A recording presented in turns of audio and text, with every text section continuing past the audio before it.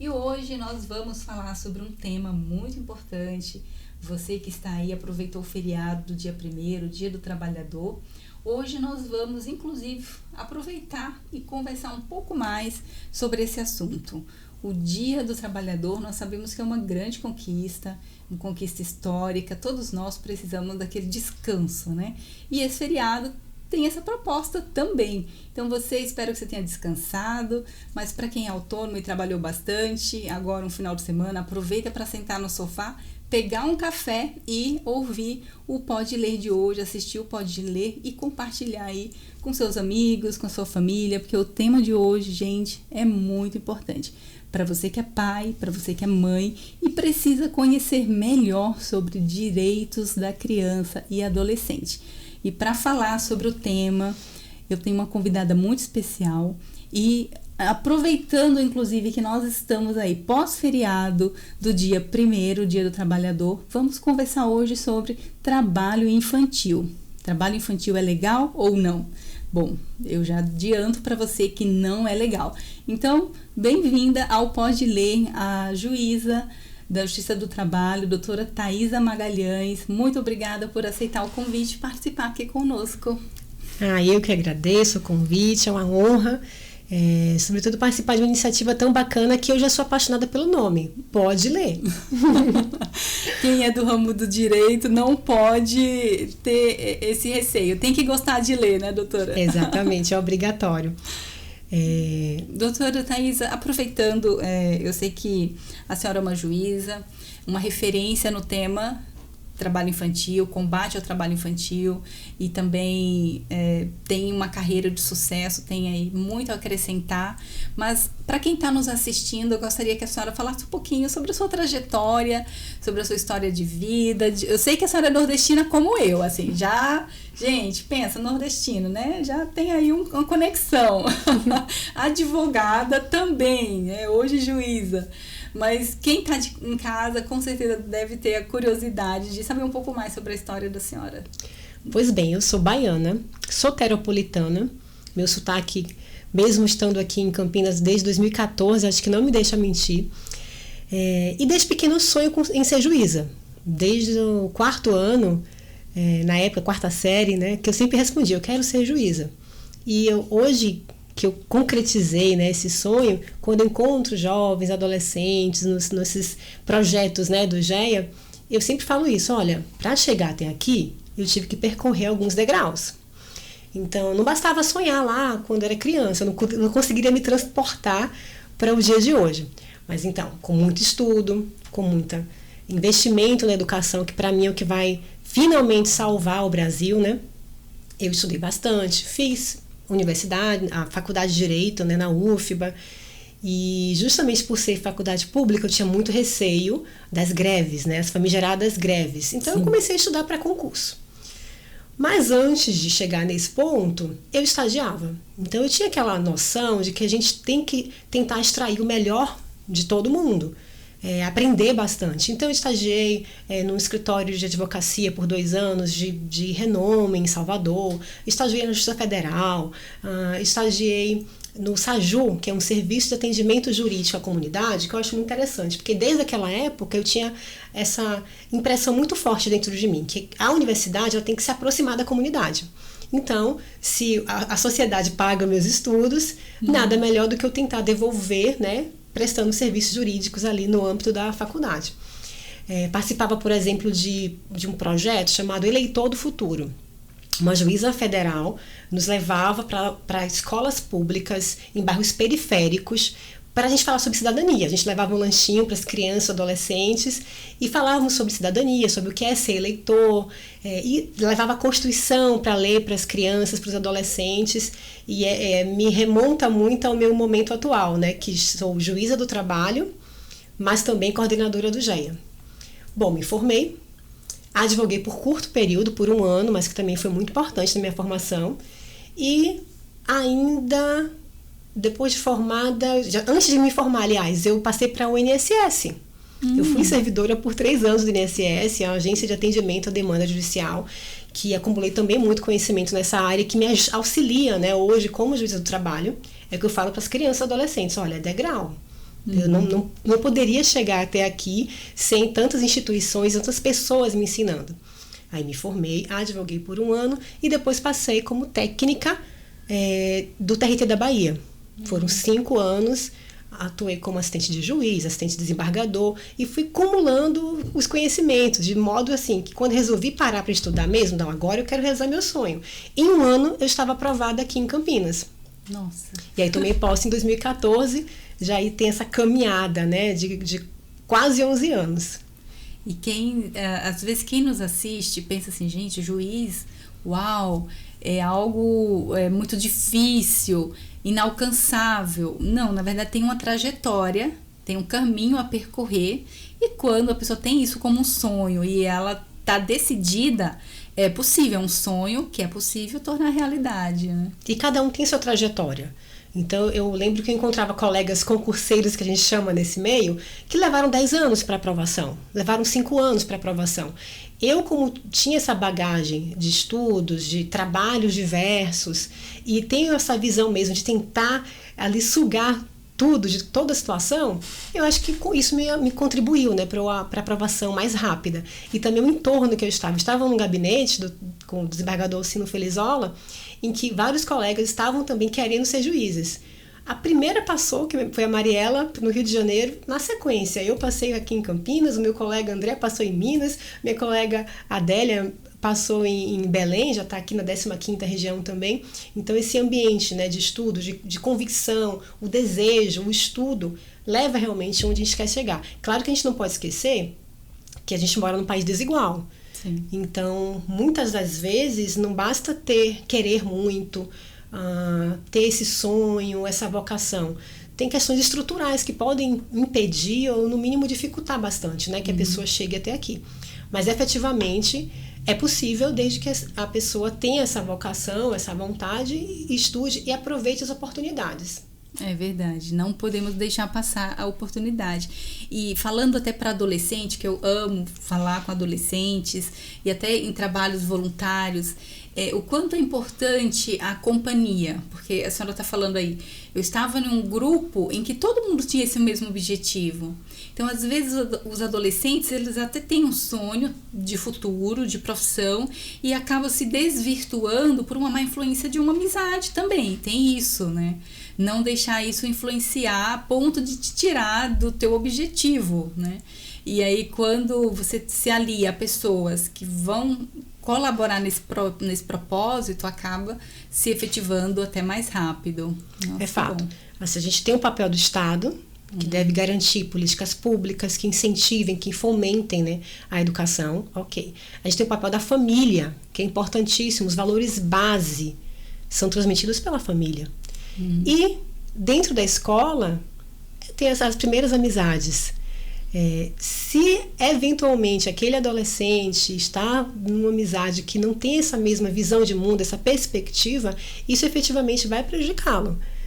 E hoje em dia, já há alguns anos na verdade, tem um complicador maior, que é a internet. Verdade. A minha geração, acho que a nossa geração, a millennial, é a última geração que teve infância sem internet. Verdade, eu lembro da minha infância sem internet e às vezes eu tento criar atividade, ainda que seja um período de férias ou final de semana, em que eu me desconecte um pouco para relembrar o quão era importante viver o momento e não estar distraído com as coisas da internet, né?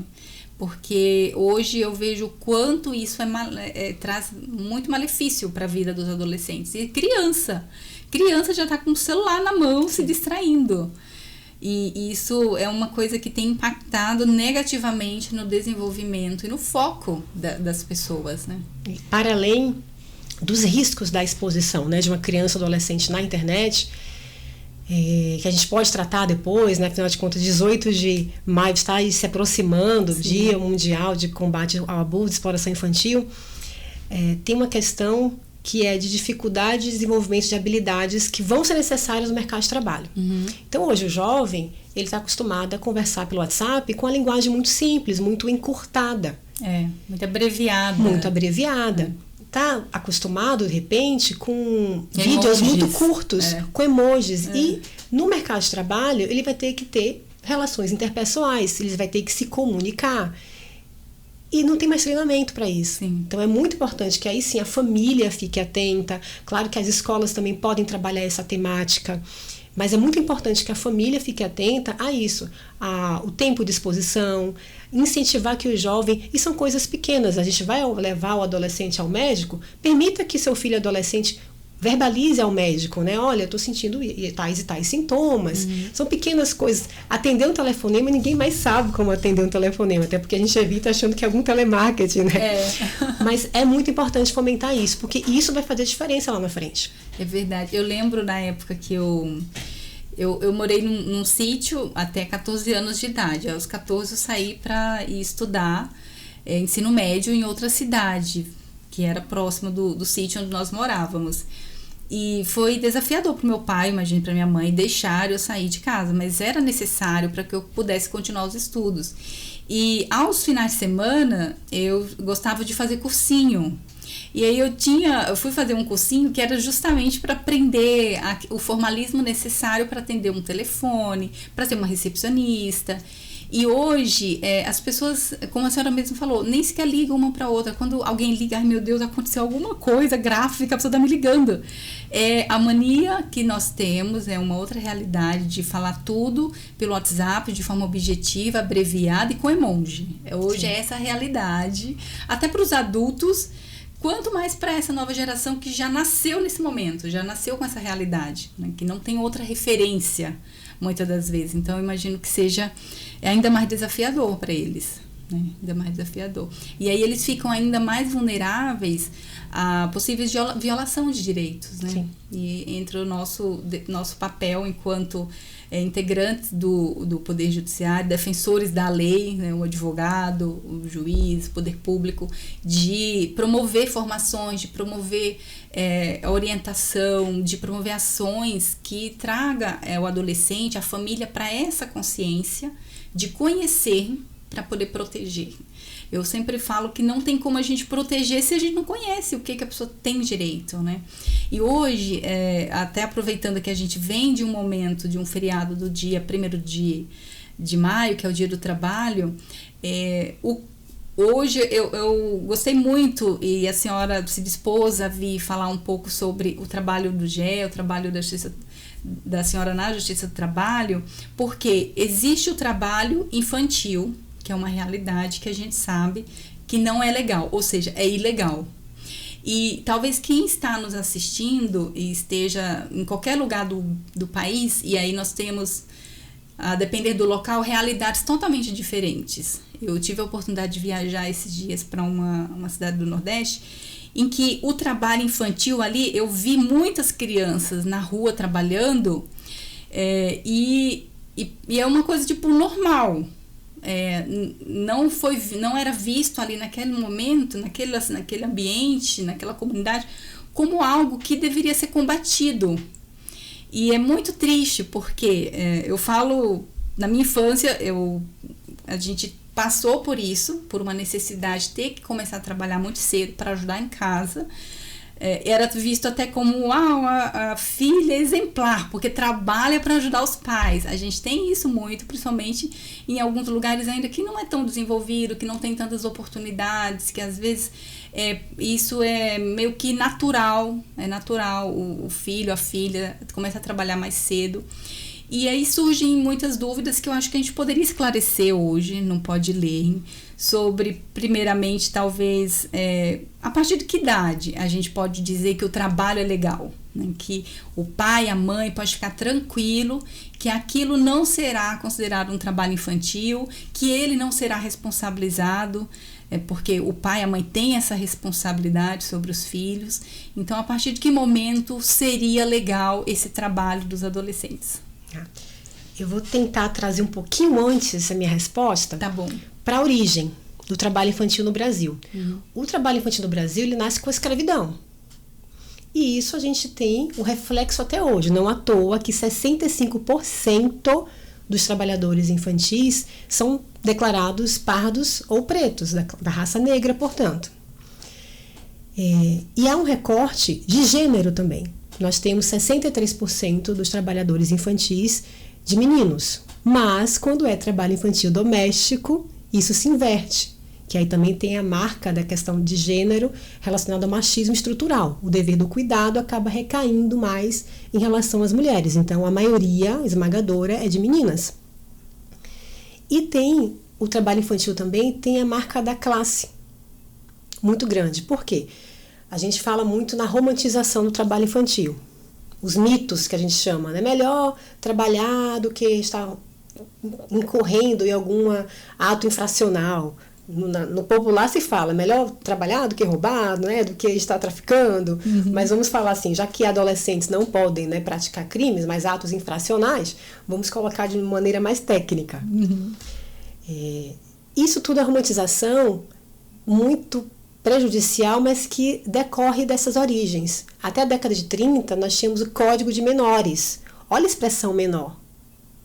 Isso tem uma ruptura muito grande com a Constituição, que fala em criança e adolescente, porque quem é criança e adolescente, eles não são menores. Eles são sujeitos em desenvolvimento, que merecem toda a nossa proteção. E a gente fala que o trabalho dignifica o homem.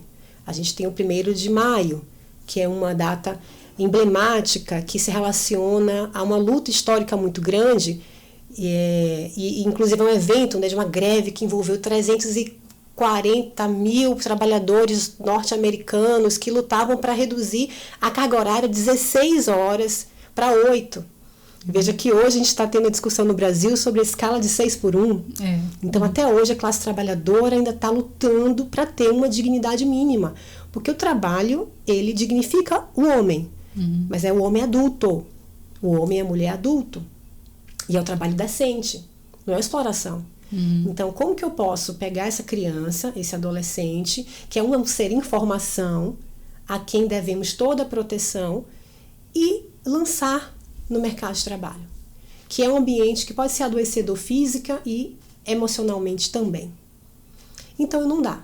Então, paulatinamente foram sendo editadas normas, inclusive de caráter internacional. Nós temos a OIT, né, com a Convenção 82, com a Convenção 138, e aí em 88 vem a Constituição Cidadã, com o artigo mais lindo que já foi editado, o artigo 227. Convido a todos aqui do Pode Ler que leiam esse artigo. Na íntegra, de modo geral, a Constituição deveria ser trabalhada nas escolas, né? Verdade. Seria muito importante. Mas pelo menos o 227, que inclusive foi fruto de uma participação popular. Veja, antes mesmo da internet ser tão popularizada, mais de 1 milhão de brasileiros assinaram um abaixo-assinado dizendo: nós queremos um artigo que preserve, que proteja nossas crianças e nossos adolescentes, que é o princípio da proteção integral e prioritária. Então, a gente rompe com a década de 30 do Código de Menores e inaugura uma era da proteção integral e prioritária. Criança, adolescente, e depois foi inserido também o jovem, né, que juridicamente é até os 29 anos, mas eu ainda me considero jovem. Eu também. Então, essa base normativa é muito importante. E o Brasil é muito rico. A gente foi amadurecendo enquanto nação, temos a Constituição, veio o ECA também, a CLT também tem as proteções. Então, normativamente, o Brasil está muito bem posicionado, inclusive em relação à lista TIP, que é a lista das piores formas de trabalho infantil. É o país que mais regulamentou, são 93 atividades.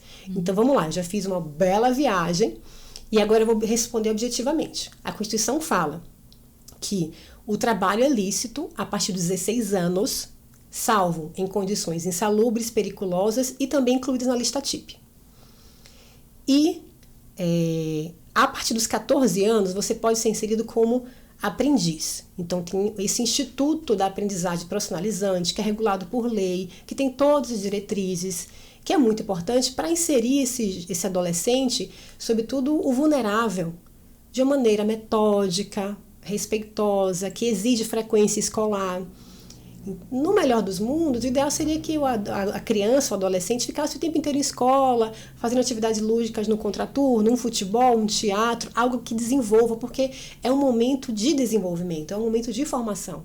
Mas, voltando, a gente vive em um país desigual, que bom que a gente tem um instituto tão importante como a aprendizagem, a partir dos 14 anos. E aí ela vai até os 24, salvo para a pessoa com deficiência, que aí não tem limite etário, mas, sobretudo aqui no âmbito da rede de proteção, a gente preconiza, prioriza a aprendizagem dos 14 aos 18, que é a faixa etária mais vulnerável mesmo. Sim, e que está numa fase bem de desenvolvimento mesmo, né?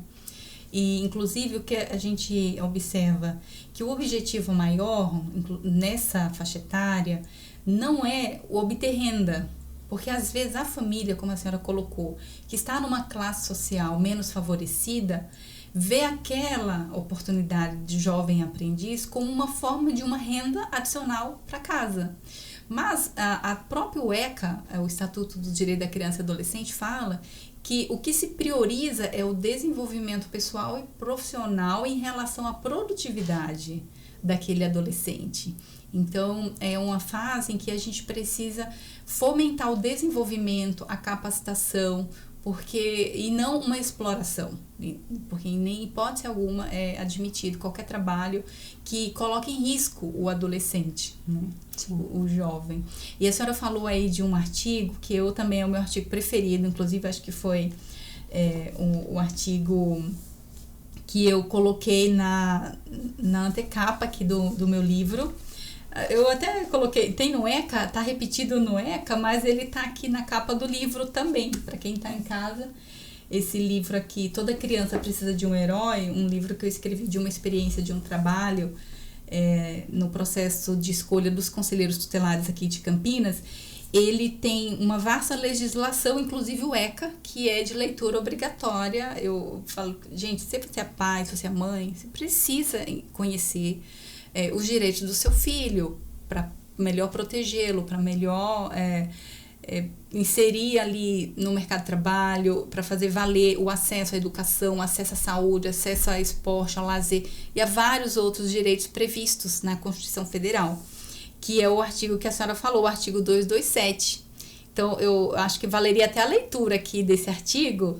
Ele diz assim: é dever da família, da sociedade, do Estado assegurar à criança, ao adolescente, ao jovem, com absoluta prioridade, o direito à vida, à saúde, à alimentação, à educação, ao lazer, à profissionalização, à cultura, à dignidade, ao respeito, à liberdade e à convivência familiar e comunitária, além de colocá-los a salvo de toda forma de negligência, discriminação, exploração, violência, crueldade e opressão. É o artigo 227 da Constituição Federal.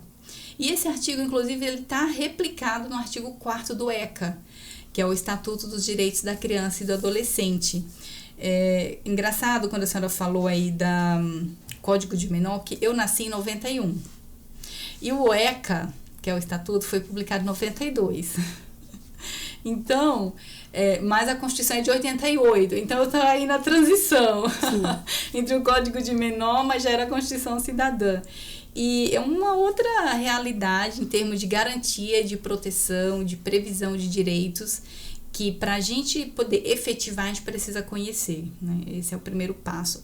E quando nós falamos, por exemplo, de políticas públicas, ela nada mais é do que a forma de efetivação desses direitos que estão previstos aqui nessa legislação que nós estamos citando. Doutora, talvez seja interessante esclarecer para quem nos assiste o que seria o GEA. Vamos lá. Bom, esse dispositivo que você acabou de ler, tão importante, ele enumera muitos direitos. Portanto, é um dispositivo que, para fazer valer, e ele ordena que Estado, família, sociedade, portanto, empresas também, façam o seu papel. É importante que haja muitos atores, é o que a gente chama de rede de proteção, né? O sistema de garantia de direitos da criança e adolescente. Nós temos cada um o seu papel e que eles se interligam. Então, temos conselho tutelar, temos assistência social, a escola, Polícia Rodoviária Federal integra a rede de proteção, por exemplo, em abordagem de casos de exploração sexual nas estradas, também é integrante. Receita Federal é integrante do nosso sistema, porque, por exemplo, tivemos um caso em que houve destinação de celulares durante a pandemia para estudantes da escola pública, para que eles pudessem acessar as aulas naquele período tão difícil, tão devastador que foi a pandemia. E a Justiça do Trabalho também se insere nesse âmbito do sistema de garantia de direitos e proteção da criança e adolescente. Aqui no âmbito da 15ª Região, que é o Tribunal Regional do Trabalho da 15ª Região, sediado em Campinas, o estado de São Paulo é tão pujante economicamente que nós somos o único estado que tem 2 regionais. Então tem o TRT São Paulo, TRT 2 e TRT Campinas. E Campinas fica com 95% do território do estado de São Paulo. E lá em 2014, o tribunal, de uma maneira assim muito vanguardista e inédita, inclusive no mundo, não se tem essa iniciativa em nenhum outro lugar, decidiu por bem criar juizados especiais. Então nós, enquanto juízes do trabalho, somos especialistas em direito do trabalho, que é o direito mais social que existe. E dentro dessa especialidade criou-se outra especialidade. Bom, vamos lá. Nós temos que garantir de forma prioritária adolescente e criança.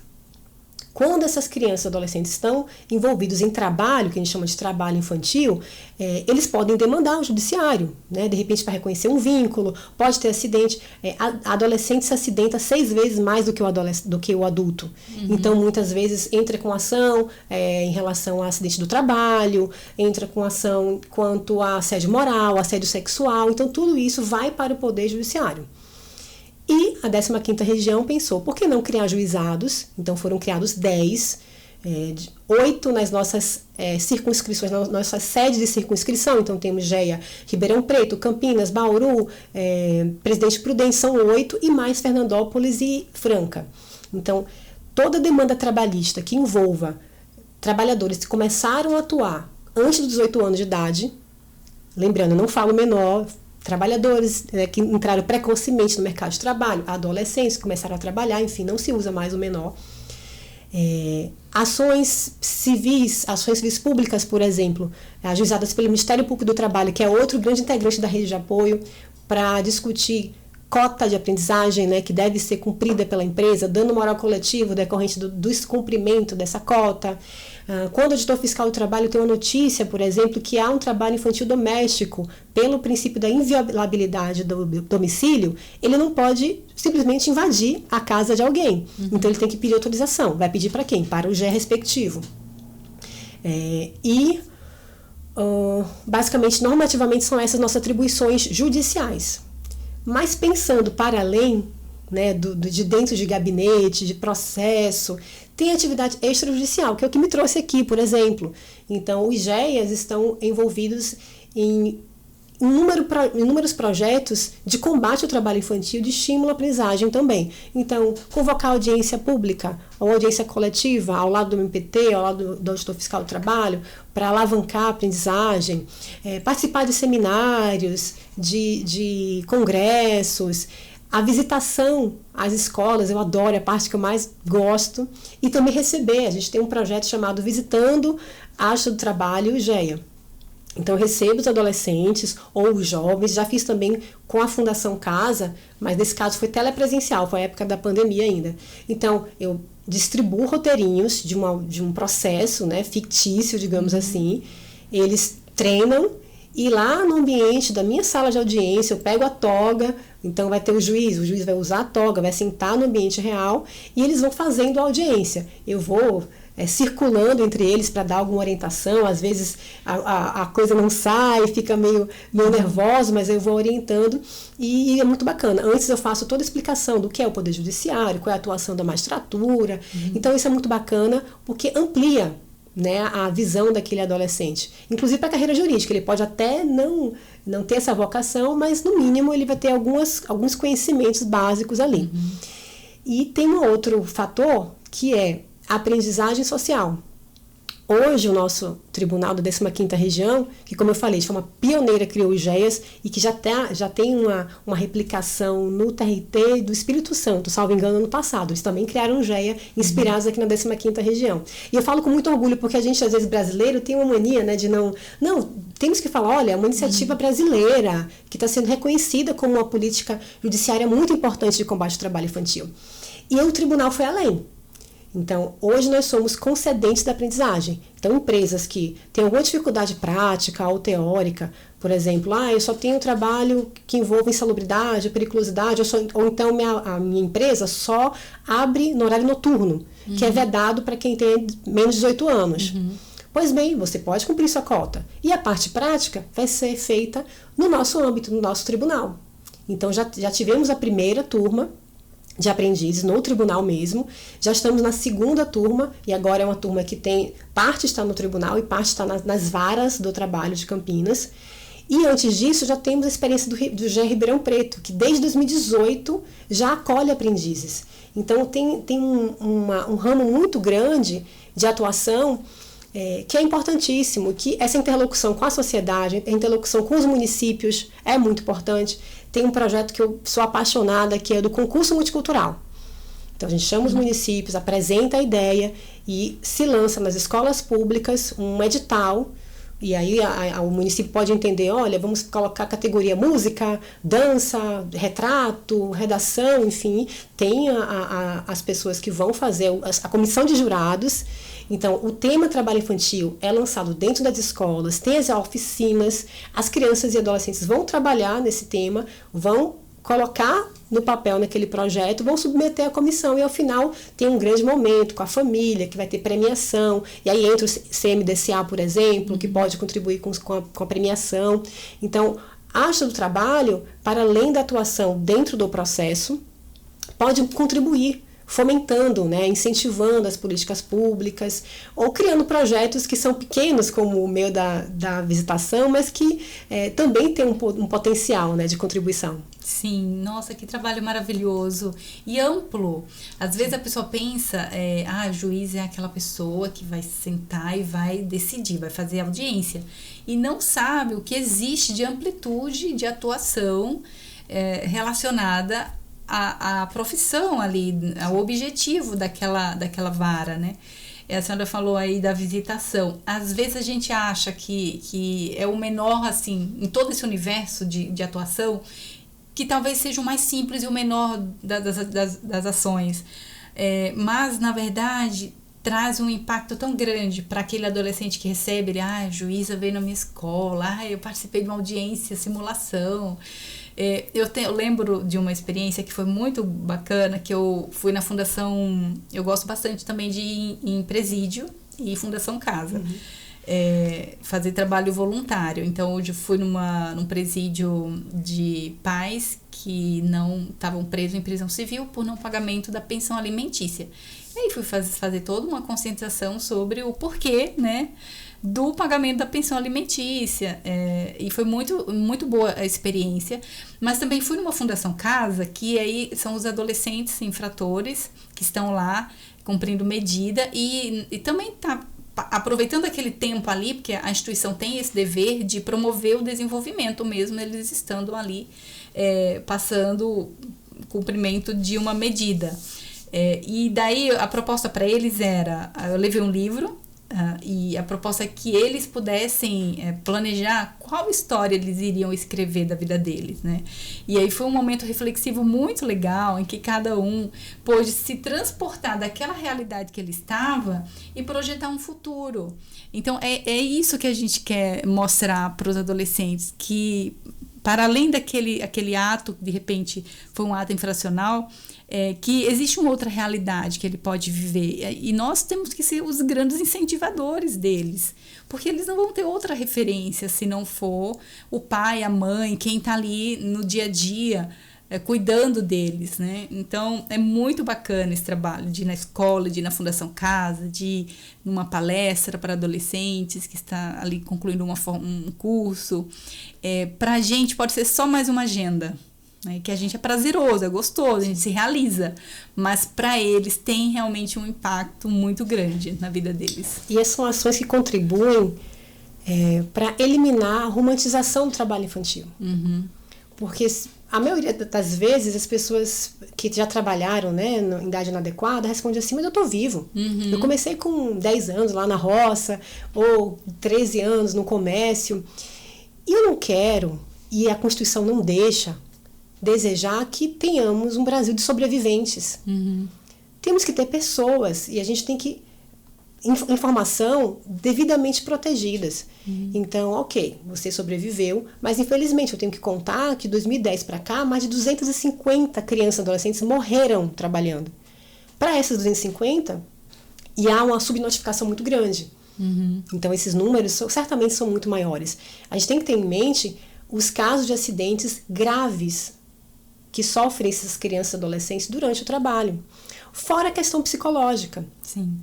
Porque se nesse momento a gente tem que se desenvolver na infância, adolescência, justamente para quando chegarmos na vida adulta, a gente está capacitado, plenamente capacitado, quando você coloca o adolescente e a criança no trabalho, você elimina essa fase tão importante do sonhar, de não ter preocupações, né? A gente fica brincando da geração milênio dos boletos, né? É muito importante e a gente acaba minando isso.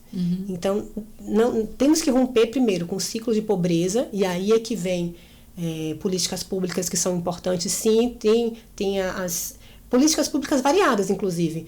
O que o berçário tem a ver com o trabalho infantil? Ora, muitas vezes a mãe vai para trabalhar e deixa o adolescente cuidando do seu bebê, porque não conseguiu vaga na creche. É verdade.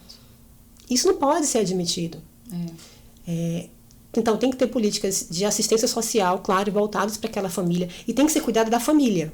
Sim, não é só o adolescente. Exato. E tem que se lembrar que, quando a gente pega a população carcerária no Brasil, a maioria delas veio do trabalho infantil. Até porque o envolvimento no tráfico de drogas por pessoas com menos de 18 anos integra a lista TIP. Então, é um trabalho infantil vedado. É um trabalho infantil integrante dessa lista. Então, para o jovem pobre, para a criança pobre, para o adolescente pobre, a alternativa seria trabalho ou trabalho nas piores formas, que é o tráfico de drogas. Então, não tem condição. Então, a gente tem que realmente investir em políticas públicas que possibilitem essa proteção. Sim. Porque os filhos da juíza não vão trabalhar aos 10, 12 anos. Os filhos do deputado, dos empresários não vão. É somente com a classe menos favorecida, que aí tudo bem. Porque, infelizmente, né, tem essa coisa de... a população mais vulnerável é que está mais propensa a passar por esse trabalho infantil.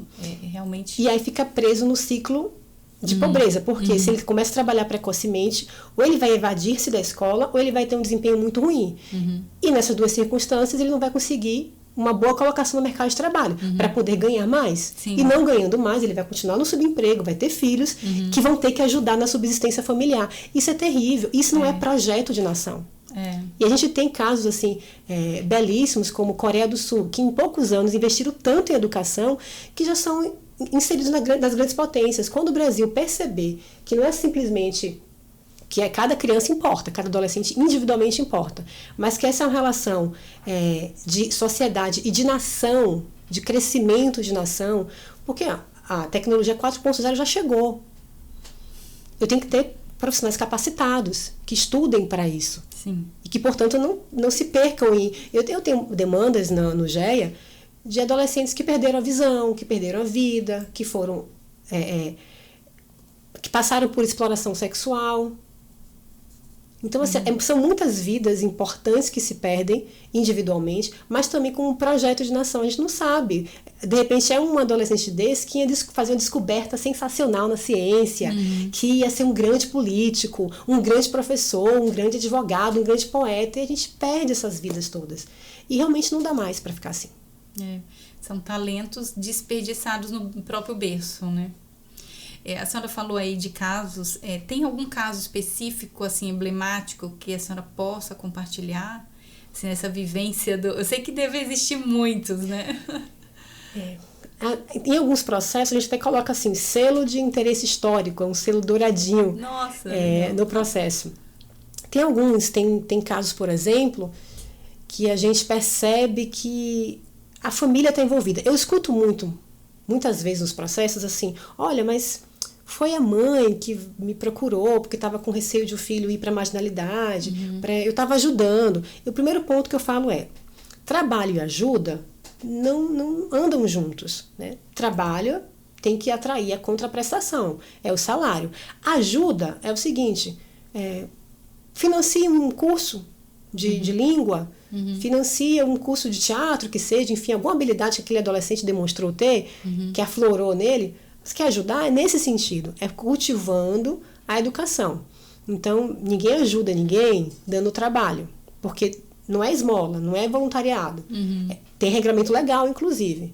Então, essa primeira fala eu sempre afasto.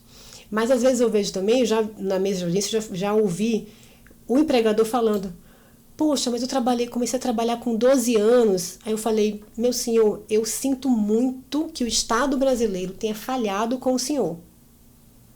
Isso não lhe dá o direito de replicar. Uhum. Então tem questões que a gente vê que são estruturais. Histórico, histórico. Uma tradição que vai se replicando. Um outro caso, trabalho em carvoaria. Tá lá, integrante da lista. Da lista TIP. Uhum. Com 8 anos, a mãe trabalhava ali, inclusive numa casa cedida pelo patrão, bem irregular, sem saneamento básico. Para quê, né? Assim, é mais um vulnerável, é o pobre, né? Que as pessoas não respeitam. Então a família toda trabalhando ali, há anos, sem os direitos trabalhistas mínimos garantidos, adoecendo porque como não tinha saneamento básico, a água era contaminada, enfim.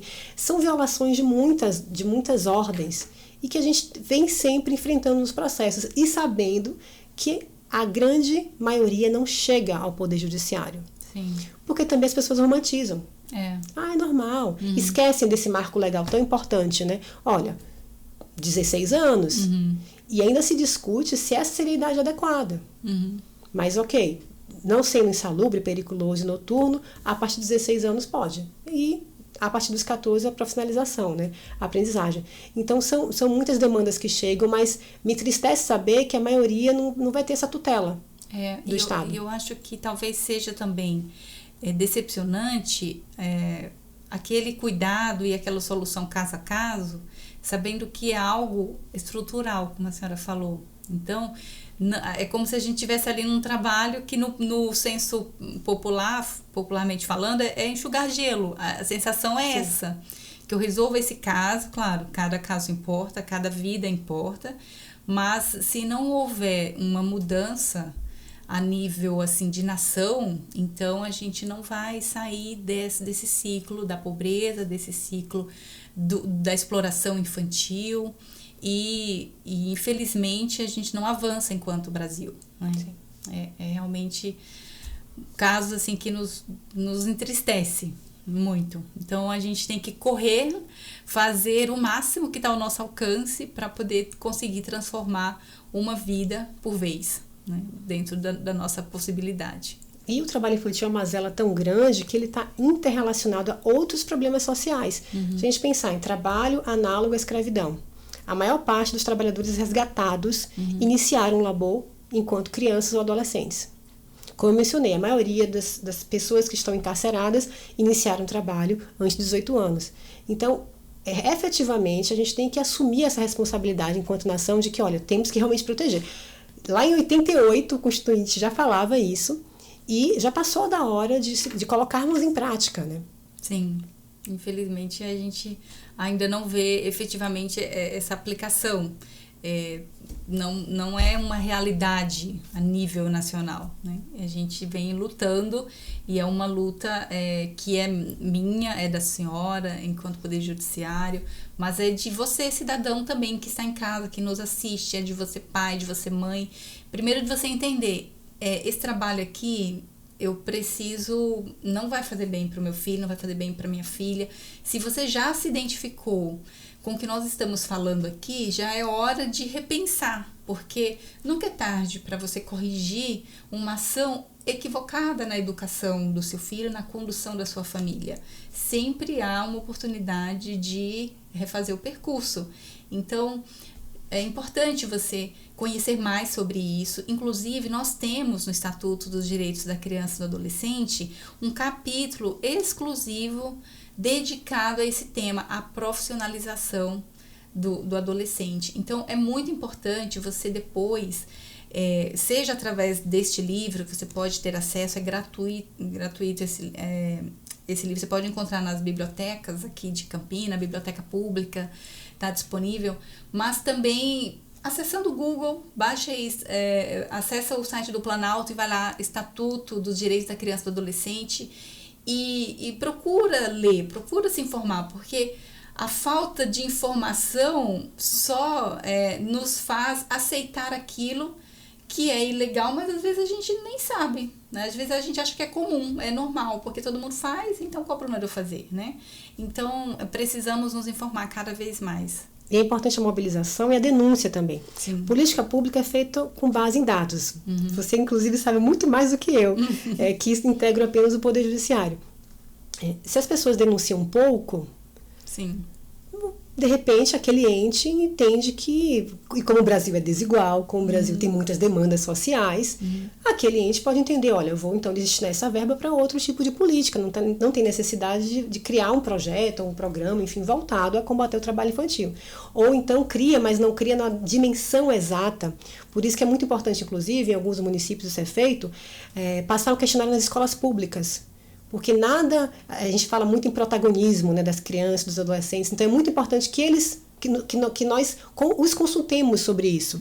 Então, toda vez que se passa um questionário, e aí tem toda a metodologia para ser feito esse questionário a fim de extrair os dados corretamente, nas escolas a gente tem números, inclusive, superiores aos números oficiais sobre o trabalho infantil. Oficialmente, dados de 2022, nós temos 1,6 milhões de crianças e adolescentes trabalhando. Eu tenho certeza que esse número é muito inferior do que a realidade a gente pode constatar.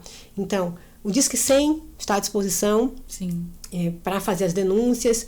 O Ministério Público tem um app chamado Pardal, que também é possível fazer denúncia, inclusive de forma anônima. É claro que a gente sabe que as nossas dificuldades estruturais existem. Por exemplo, eu falo com muito orgulho do GEA, mas ninguém sabe que o GEA só é a juíza. Então, e tem um servidor que auxilia um pouquinho ali, mas todo o trabalho, inclusive processual, eu que estou fazendo. A autuação, enfim, questões administrativas eu faço sozinha. Esses eventos todos, planejar, ser convidada, viabilizar essa ida, é uma pessoa, é muito pouco, né? E essa dificuldade estrutural também é vista nos nossos colegas auditores fiscais do trabalho, que é a quem compete fiscalizar o trabalho infantil. Também temos dificuldades estruturais no nosso Ministério Público do Trabalho. Então, às vezes, a pessoa se frustra ao levar uma denúncia, seja pelo Disque 100, ou às vezes encaminham, inclusive, e-mail ao nosso comitê. No âmbito do nosso regional, temos o Comitê de Combate ao Trabalho Infantil e de Estímulo à Aprendizagem, que tem lá um e-mail. Então, é lançado lá uma denúncia. Enquanto Poder Judiciário, eu não posso atuar diretamente nessa denúncia. Então, meu papel é encaminhar para o auditor fiscal do trabalho ou para o Ministério Público do Trabalho. Mas que também tem um quadro reduzido. Nós temos, salvo engano, 4 auditores fiscais do trabalho para atuar em Campinas inteira. Então, tem essas dificuldades estruturais também, mas que eu acho que com a característica pessoal de cada um, com o empenho, com a vontade, com a vocação, a gente tem conseguido prosseguir em alguma direção, mas não é fácil. E sem a denúncia, sem que a população traga, né, para as autoridades competentes, e aí essa denúncia pode vir de lugares não pensados. Por exemplo, um adolescente que vai ser atendido num postinho do SUS e aquele técnico percebe que ele se acidentou no trabalho. Essa pessoa pode denunciar. É um acidente do trabalho. Logo, ele está trabalhando. Tem menos de 18 anos, está errado, a depender da atividade. Né? Tem menos de 16, aí já sabemos que de fato está erradíssimo. Então, tem várias...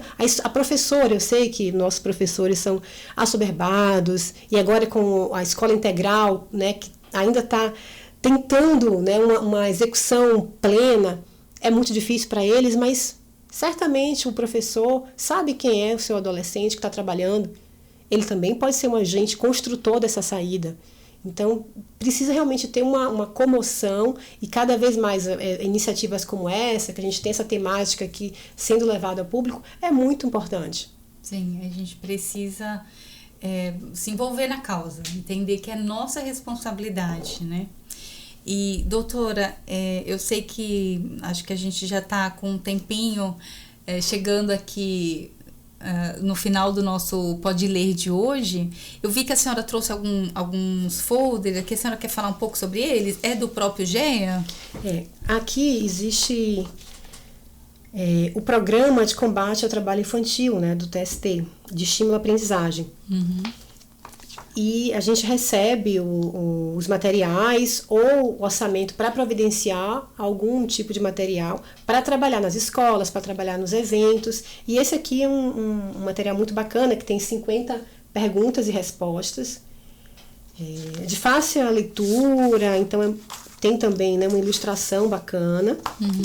E esse daqui é até mais atraente para crianças, para adolescentes. Já li para os meus filhos, né, meus gêmeos de 5 anos, que foi com a Turma da Mônica. Então é muito bacana também. Muito legal. E sempre que possível a gente distribui nos eventos, tem as camisas também, mochilinhas, squeeze, sempre com essa temática, né, de combate ao trabalho infantil, para dar mais visibilidade. Sim, sim. Porque eu sei que nós que somos do ramo do direito, nós gostamos de fazer uma leitura, de ler uma lei, mas de repente quem está nos assistindo, a mãe, o pai, a tia, quer conhecer, mas tem essa dificuldade talvez de compreensão da legislação. Então, esses folders que a gente acaba distribuindo, né, nos eventos presenciais, mas também tem disponíveis às vezes no site, né? Facilita muito a compreensão. Eu lembro que quando eu fui, por exemplo, pensar na capa do meu livro, eu pensei justamente nisso. Eu falei, gente, tem que ser algo que vai ser atrativo, porque se for só uma coisa, vamos ler alguma lei, pode não ser atrativo para quem não é do ramo do direito, mas que tem interesse também em conhecer. Então, quando eu acabei usando Toda Criança Precisa de um Herói, e aqui, gente, a gente até tem essa florzinha que é um símbolo do Maio Laranja, que a gente está agora entrando no mês de maio. Então, nós temos todo sábado aqui vai ser um tema relacionado à defesa da criança e do adolescente. Então, nós estamos aqui com a doutora Thaisa, juíza do GEA, e também que tem abordado em vários espaços, tem uma trajetória, tem muita bagagem, como vocês viram, muito conhecimento nessa causa de combate ao trabalho infantil. Nos próximos sábados, nós traremos outros convidados também, sempre com esse objetivo de informar para proteger, tá bom? E, inclusive, esse íconezinho aqui do catavento é o que a gente usa para falar, para identificar esse tema, né? Combate ao trabalho infantil. Esse símbolo foi adotado na ONU, inclusive por indicação do Brasil. É um símbolo belíssimo, porque para além de ser algo que atrai as crianças, né, coloridinho, um catavento, ele circula, ele tem 5 pontas a simbolizar os 5 continentes, cores diferentes a demonstrar nossas diferenças, né, raciais, étnicas, culturais, mas que quando gira, fica numa cor só, demonstrando que devemos agir de forma sinérgica e que no final das contas somos todos iguais. Então a gente tem que caminhar para a mesma direção, todos com esse mesmo intento, né, de combater o trabalho infantil, de promover o bem-estar da criança e do adolescente, mas respeitando aqui, entendendo as diferenças. Então é um símbolo belíssimo e, inclusive, marca, né, o 12 de junho, que para além do Dia dos Namorados, né, aqui no Brasil, é o Dia Mundial de Combate ao Trabalho Infantil. Então, maio e junho são muito importantes, né, nessa temática da proteção de criança e adolescente. O maio com o Dia do Trabalhador iniciando, mas que eu já falei, né, qual é esse trabalhador. O dia 18, sim, que é o Dia de Combate ao Abuso Sexual e exploração sexual infantil, e fim dali com 12 de junho, que é o Dia Mundial de Combate ao Trabalho Infantil. São dias que são bacanas porque tem projeção midiática, por exemplo, aí leva esses temas, né, para a televisão, portanto, para dentro dos lares dos brasileiros, mas que a gente tem que trabalhar o tempo inteiro.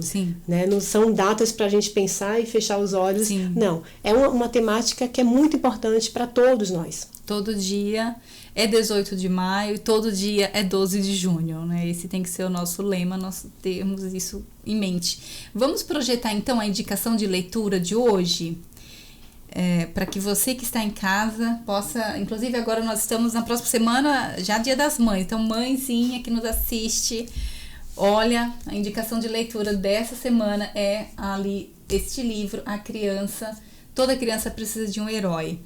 E para aquela criança que está sofrendo, quem chega lá para resgatar é esse herói. E se você só vai fazer isso se você sabe que ela está sendo violada, algum direito dela está sendo violada, e você toma uma ação em relação a isso, seja uma denúncia, seja uma ação de corrigir uma postura na educação do seu filho, corrigir uma postura ali relacionada à educação dele, né? Enfim, ao cuidado. Então, hoje a gente percebe muito que as crianças têm sido muito...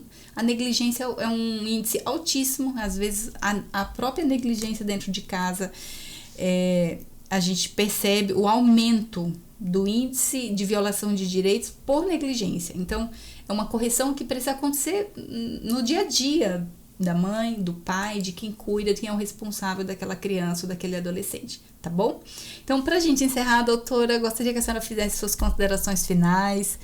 Nós temos aqui também o seu Instagram, então nós podemos disponibilizar para que as pessoas sigam, acompanhem esse trabalho da senhora, que é um trabalho exemplar. Eu acompanho de perto, eu sou suspeita de falar.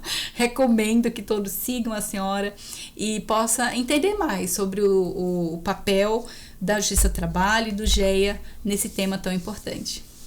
Eu só tenho a agradecer essa oportunidade, dizer que eu sou muito realizada enquanto magistrada do trabalho, sobretudo à frente do GEA, que me deu uma conotação social ainda maior e que me deu a possibilidade, né, de tentar fazer algo a mais do que simplesmente decidir no âmbito de um processo.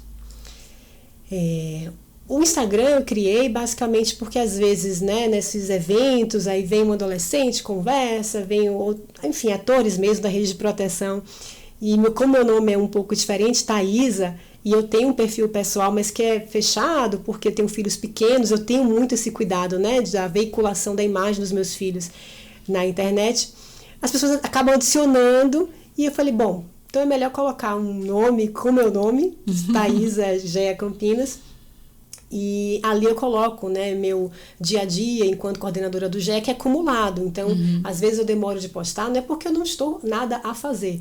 É que eu atuo como juíza do trabalho em uma unidade, por 10 anos foi aqui em Campinas, agora em Jundiaí, mas que Jundiaí também integra, né? Eu esqueci de falar, o GEA Campinas abrange 79 municípios da região. Então, por isso que muitas vezes, eu vou em Santa Bárbara do Oeste, eu vou em Americana, e tento ir, eu já consegui passar presencial ou telepresencialmente em cerca de 21 municípios desses, em atuação extrajudicial, de 2020 para cá, que foi quando eu assumi o GEA Campinas. Mas os processos judiciais envolvem todos esses 79 municípios. Então, há uma atuação muito árdua. Mas no Instagram, eu tento colocar esse dia a dia, ou algumas notícias, né, para promover mesmo esse tema.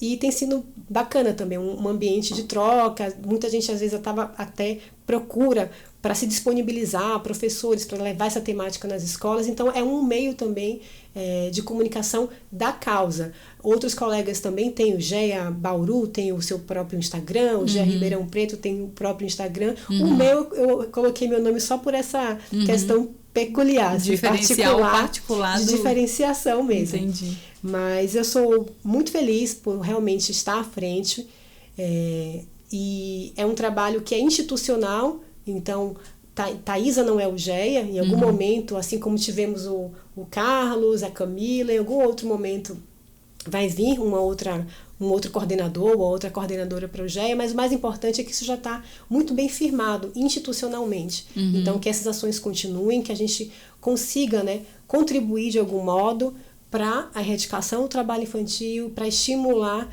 a aprendizagem profissionalizante. Muito bem. Então, gente, você já viu, né? Com 79 municípios sob a gestão da doutora Thaisa, o tempo, como é escasso o tempo dela e o quão é assim, gratificante recebê-la, como é um privilégio tê-la aqui conosco. Não só aqui comigo, mas com você, aí te trazendo todo esse conhecimento, toda essa vivência, que eu tenho certeza que vai te ajudar, e a partir de hoje você terá uma outra visão sobre o trabalho, né? Não será só um dia de feriado, não, agora, a partir de agora, você vai ter uma outra visão sobre o trabalho e principalmente sobre a necessidade de combate ao trabalho infantil.